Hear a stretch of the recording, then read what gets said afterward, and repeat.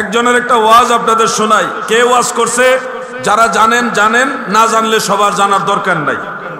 যে আল্লাহর হাবিব রাসূল করিম সাল্লাল্লাহু আলাইহি ওয়াসাল্লাম তিনি কাউবয় ছিলেন, তিনি রাখাল ছিলেন। এমনকি আল্লাহ রসুল সাল্লাল্লাহু আলাইহি ওয়াসাল্লাম সহ সব নবীরা ভেড়া বকরি চড়াইছেন। এটার মূল কারণ হলো ভেড়া বকরি এরা খুবই বক্র স্বভাবের হয়, একদিকে টানলে আরেক দিকে যাইতে চায়, আলোর মধ্যে থাকলে ছায়াতে যেতে চায় না, ছায়াতে থাকলে আলোতে যেতে চায় না। এই যে বক্র স্বভাবটা ওনারা সঙ্গ দিয়ে ওনারা শিখলেন যে মানুষ আরো বেশি বক্র, মানুষকে কন্ট্রোল করতে হবে। এই কারণে নবীরা রাখাল ছিলেন বা রাখালি করেছেন।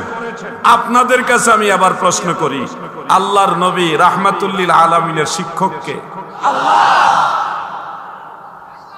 ভেড়া বকরির রাখালি করে নবীজি ভেড়া বকরিলের কাছ থেকে শিখছেন মানুষের সাথে কেমনে চলা লাগবো, তাদের কেমনে কন্ট্রোল করা লাগবো। তাহলে বলেন নবীজির শিক্ষক কাকে বানানো হয়েছে? কথা বুঝতেছেন?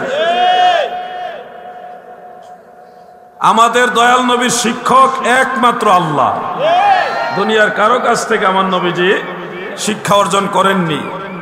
আর আপনাকে কি সুন্দর ওয়াজ দিচ্ছে যে ভেড়া বকরি এইভাবে চড়াই আল্লাহ রসুল শিখছে মানুষের সাথে কিভাবে চলতে হবে, মানুষকে কিভাবে কন্ট্রোল করতে হবে। আরে রাহমাতুল্লিল আলামিনের শিক্ষক কাদেরকে বানানো হয়েছে? বোকা বাঙালি তোমরা কবে বুঝবা? ব্যক্তি অমুকের সাথে আমাদের কোনো শত্রুতা নেই, ব্যক্তি তমুকের সাথে আমাদের কোনো বিরোধ নেই। তারা যখন আল্লাহর হাবিবের ইজ্জতের চাদর মুবারক নিয়ে টান দেয় তখন নবীর গোলামেরা চুপ থাকতে পারে না।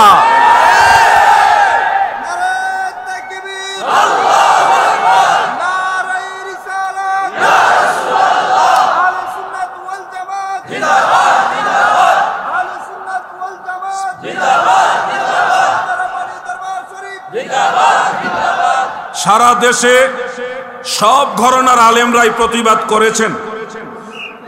যারা এই বিষয়টা প্রতিবাদ করেছেন তারা মূলত নবীজির মহব্বতের কারণে প্রতিবাদ করেছেন, কোন ব্যক্তির বিরোধিতার জন্য না। আল্লাহ রসুলের শান ও আজমতের পক্ষে কওমি অঙ্গনের অনেক আলেমও প্রতিবাদ করেছেন।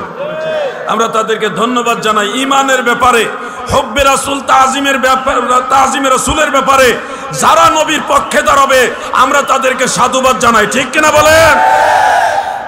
কিন্তু আমার ভাইয়েরা খেয়াল করুন, একটু মনোযোগ দেন। আপনারা অনেক সময় ভুল বুঝেন আমাদেরকে। এই জাতি এরা খুব ভয়ঙ্কর, এরা কৌশলে আপনার ঈমান নিয়ে যাবে, আপনি টেরও পাবেন না। সারা দেশের সমস্ত আলেম যখন এটা ধরলো যে নবীজিকে এই শব্দগুলি ব্যবহার করা ঠিক হয়নি, তখন তারা জান বাঁচাইবার জন্য দেখেন ফাযাদাহুমুল্লাহ, আল্লাহ তাদের কুফরিকে আরো বৃদ্ধি করে দিয়েছে। তারা নমনীয় হয়নি, ভুল স্বীকার করেনি, না করে এটাকে জায়েজ বানাইবার জন্য একটা গজল নিয়ে আসছে। গজল কি? সেই পুরাতন আমলের গজল। হাজার হাজার ওলামায়ে কেরাম এই গজলটা কখন থেকে গাইতেছে ওই ইতিহাসই কেউ জানে না। কোন সাধনে পাইব তোমায় গো নবীজি, আমি কোন সাধনে পাইব তোমায়। এই গজলের একটা অংশ হলো একটা লাইন, নবী রাখালেরও বেশে মা খাদিজার দেশে বকরি যে চড়াইতেন জঙ্গল, আই গো নবী কোন সাধনে পাইব তোমায়। এই কথাটা কোথায়? সরাসরি আল্লাহ রসুলকে কাওবয়, নাউজুবিল্লাহ সুম্মা নাউজুবিল্লাহ, এই শব্দ কোথায় বলেছে? আর এখানে ভেসে, একটা হলো সরাসরি রাখাল বলা, আরেকটা হলো রাখালের ভেসে বলা। কারণ আল্লাহর হাবিব রাহমাতুল্লিল আলামিন তথাকথিত রাখাল এই শব্দ বলা যাবে না। ওই সময় ভেড়া বকরিদেরকে আল্লাহর হাবিব রাখালের ভেসে রহমতের নজরে সোহবত দিয়েছেন, ঠিক কিনা বলেন? কাজী নজরুল ইসলাম এই ব্যাপারে কবিতা লিখেছেন, গান, ইসলামী সঙ্গীত, গজল। আপনারা দেখেছেন না? গুগলে সার্চ দিয়ে প্লে স্টোরে দেখে নেন। কাজী নজরুল ইসলামও আমার নবীর ব্যাপারে কবিতা লিখেছেন, রাখালের বেশে এই শব্দটা আমাদের কারো বানানো না, এটা শত শত বৎসর যাবৎ কবি, সাহিত্যিক, ইসলামিক দার্শনিক তারা এই শব্দটা ব্যবহার করেছে। ওলামায়ে কেরাম আপনারা জেনে রাখতে পারেন, নজরুল সঙ্গীত মানে নজরুল যতগুলি ইসলামী সঙ্গীত লিখেছেন এর মধ্যে একটা সঙ্গীতের শিরোনাম হলো মেষ চারণে যায় নবী কিশোর রাখাল বেশে। মেষ চারণে যায় নবী কিশোর রাখাল বেশে। এরকম আরো বহু কবিতা আছে, বহু কবিতা যেখানে বড় বড় যারা ধার্মিক ছিলেন, আশিক রাসূল ছিলেন, সরাসরি নবীজিকে রাখাল শব্দ ব্যবহার করেনি, তারা বলেছে রাখাল বেশে। জিবরিল আমিন আলাইহিস সালাম দুনিয়াতে মানব বেশে আসছেন, মানুষের সুরতে আসছেন, তাই বলে জিবরিল মানুষ নয়, বরং জিবরিল নূর এবং ফেরেশতাদের মধ্যে একজন সম্মানিত ফেরেশতা। ওই ভাই আমার, যদি বলা হয় যায়েদুন কাল আসাদ, যায়েদ সিংহের মতো, বাঘের মতো, এখানে যায়েদকে বাঘ বলা হয়নি, বলা হয়েছে বাঘের মতো সাহসী। ও ভাই আমার, তোমরা নিজেদের কুফরিকে ঢেকে ফেলার জন্য আশিকে রাসূলদের জবানের গজলের আশ্রয় নিয়েছো, এরপরে বলতেছো কি নবীজি ভেড়া বকরি এগুলি চড়াইছে, যেন ভেড়া বকরির কাছ থেকে ওইটা শিখতে পারে মানুষকে কেমনে কন্ট্রোল করা লাগে। তাহলে নবীজির শিক্ষক কাদেরকে বানানো হইল? একটা কুফরিকে ঢাকার জন্য এখন কত বড় কুফরি করবে।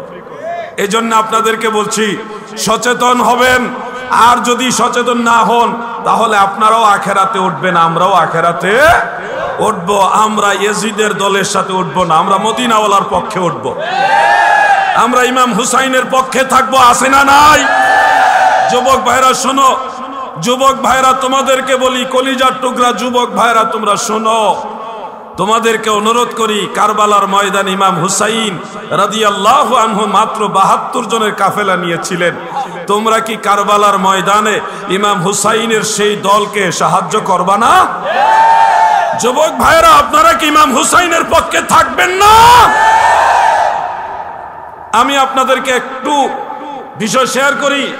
এই যুবক ভাইরা, আপনাদেরকে জান্নাতের লোভ দেখাবে, জান্নাতে যেতে হবে, জান্নাতে যাবেন, বলবে আমরা ইসলামী খেলাফত কায়েম করব। খেলাফত কায়েম করবেন যারা, শুনেন, রাসূল করিম সাল্লাল্লাহু আলাইহি ওয়াসাল্লাম বলেছেন আমার পরে 30 বছর খেলাফত থাকবে, এরপরে খেলাফত ফিনিশ, আসবে মুলকিয়াত। সহিহ মুসলিমের হাদিস, আলেমরা সবাই জানে খেলাফত থাকবে কয় বছর? তো 30 বছর কি এখনো হয়নি?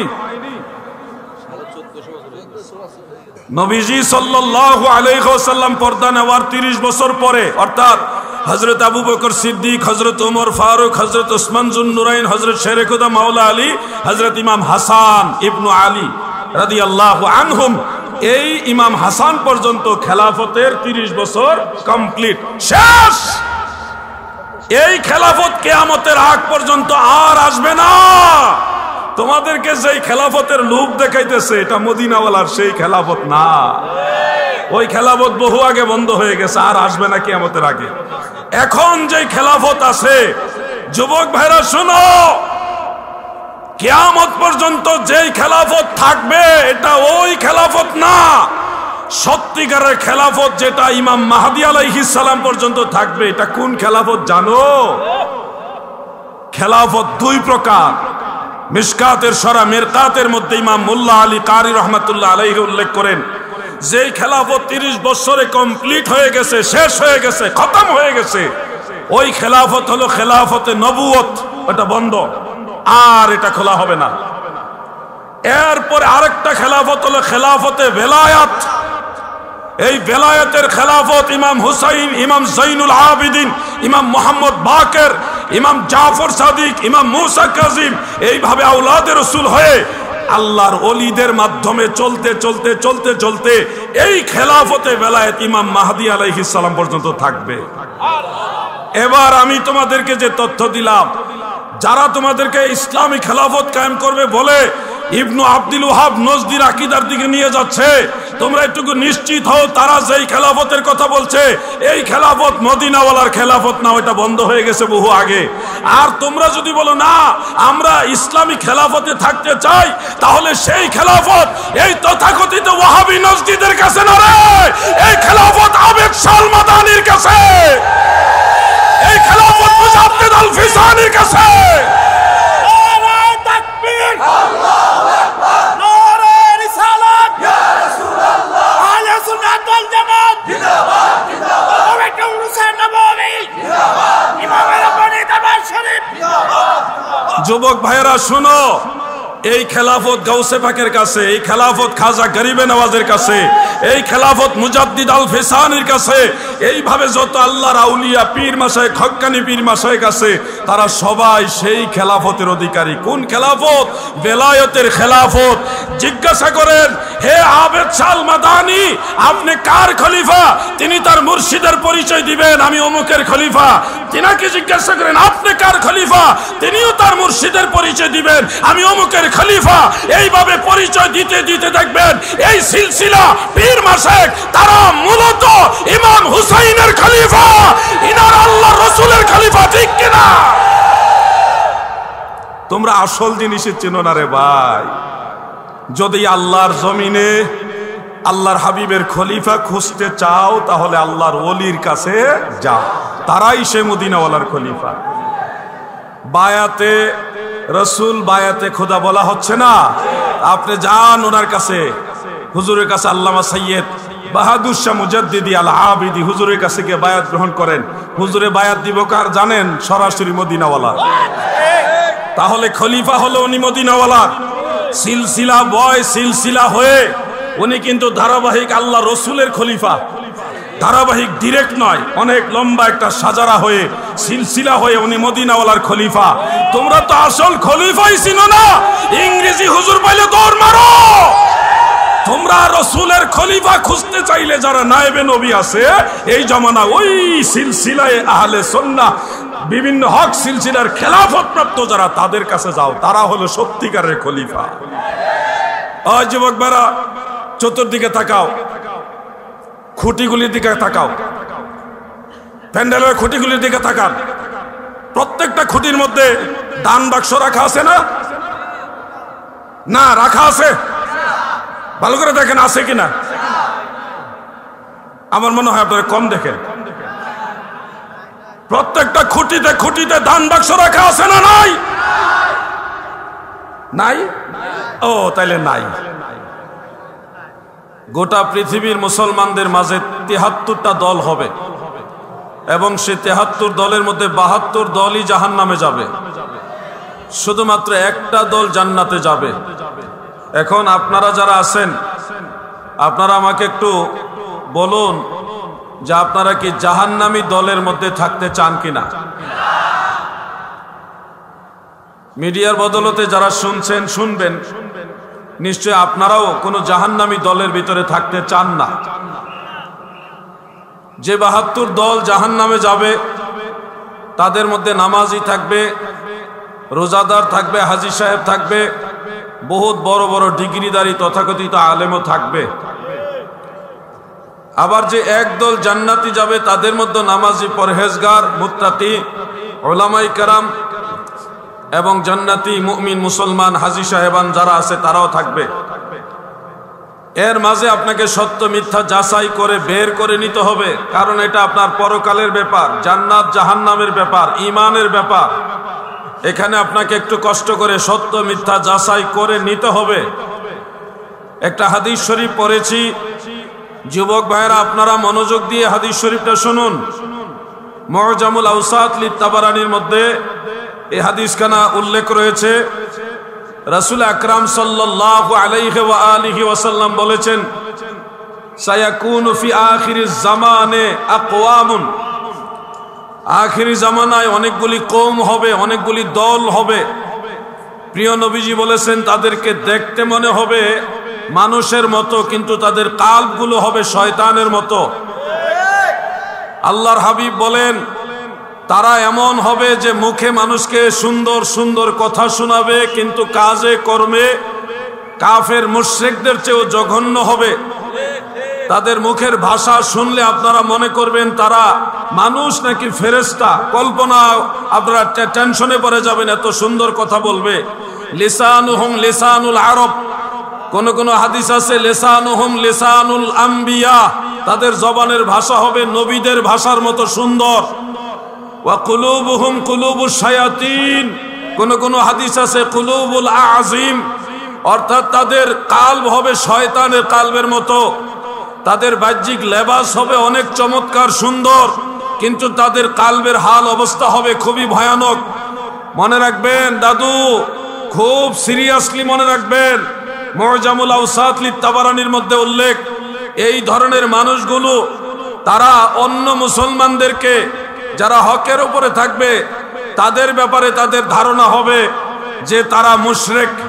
ইমাম বুখারী রহমাতুল্লাহ আলাইহি তার আদাবুল মুফরাদের মধ্যে, তারিখুল কবিরের মধ্যে, সহিহ ইবনে হাব্বানের মধ্যে, অন্যান্য কিতাবের মধ্যে হাদিসটা উল্লেখ, ওয়ারামাহু বিশিরকে খারাজা আলা জারিহি বিসাইফে ওয়ারামাহু বিশিরক, তারা তাদের প্রতিবেশী মুমিন মুসলমানদের সাথে তরবারির ন্যায় আচরণ করবে, খুব কঠিন আচরণ করবে।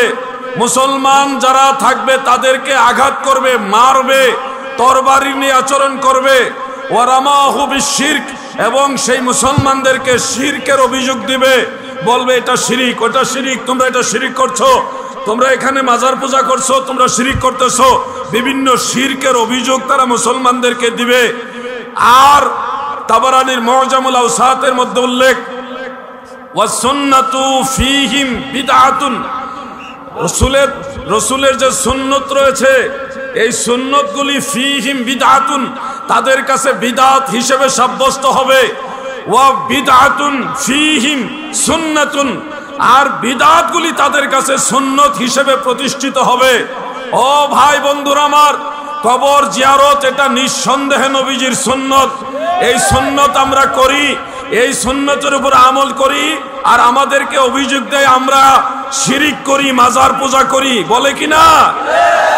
অপরদিকে একামতের আগে দাঁড়িয়ে যাওয়া হলো বিদআত, আর এই বিদআতের সবচেয়ে বেশি প্রচলন সেই লোকদের মাঝে পাওয়া যায়। কোন সুন্নি মুসলমান আজ পর্যন্ত বলে নাই যে একামতের আগে দাঁড়ায় যাওয়া সুন্নত, কিন্তু এই একামতের পূর্বে দাঁড়িয়ে যাওয়াটা বিদআত, এটা এই খারিজিদের কাছে হলো সুন্নত। আর কবর জিয়ারত, মাজার জিয়ারত এটা অরিজিনালি সুন্নত, এটারে বানাইছে শিরক, বিদআত। তাহলে আল্লাহর হাবিবের জবান মুবারকের হাদিসের সাথে এই খারিজিদের মিল পাওয়া। আপনারা যদি টুপি, দাড়ি, জুব্বা, আবা কাবা, ডিগ্রি এগুলি দেখে মনে করেন তারাই ঠিক, তাহলে আপনারা আখিরাতে এটার জন্য অনেক বড় ধরনের পস্তাইবেন। আমাদের দায়িত্ব শুধু আপনাদেরকে সচেতন করে দেওয়া। নামাজি জান্নাতি দলের মধ্যেও থাকবে, জাহান্নামী দলের মধ্যেও থাকবে। কোন সুন্নি মাহফিলে যদি মাইকের তার কেটে দেয়, এটা আমি মনে করি খুবই সাধারণ বিষয়, কারণ শুধু তারা মাইকের তার কেটে অভ্যস্ত না, এরা ইমাম হুসাইনের গলায় ছুরি চালায় অভ্যস্ত।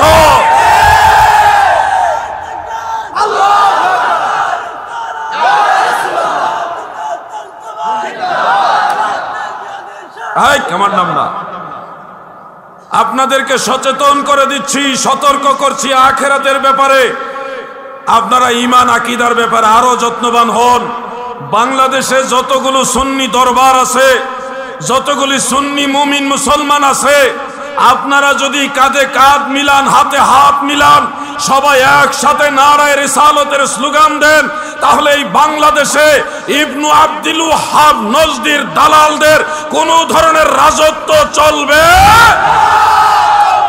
সেক্ষেত্রে আপনাদের সবার ঐক্যবদ্ধ হওয়া দরকার। ঘরের ভিতরে বসে যদি বলেন আমরা ঐক্য আছি, তাহলে হবে না। যখন ডাক আসবে তখন আল্লাহর হাবিবের মহব্বতে কারবালার চেতনা অন্তরে ধারণ করে সুন্নিয়তের স্বার্থে ময়দানে নামতে পারবেন ইনশাআল্লাহ। হে যুবক ভাইয়েরা, আপনাদের খেদমতে এটুকু বলি, আমরা ইমানের ব্যাপারে কট্টর। আমরা সুন্নি যারা, ইমানের ব্যাপারে আমরা কট্টর। একটা প্রশ্ন করি যুবক ভাইয়েরা, আপনারা উত্তর দিবেন। প্রশ্নটা কি করব? কেউ যদি আপনাকে বলে আল্লাহ রসুলের সাথে বেয়াদবি করতে, করবেন? আমি আবার জিজ্ঞাসা করছি, কেউ যদি আল্লাহর হাবিব রাহমাতুল্লিল আলামিন নবীর সাথে বেয়াদবি করতে বলে, আপনি কি বেয়াদবি করবেন? এই জায়গাটাই আমাদের মূল সমস্যা, আমরা বেয়াদবি করতে পারি না।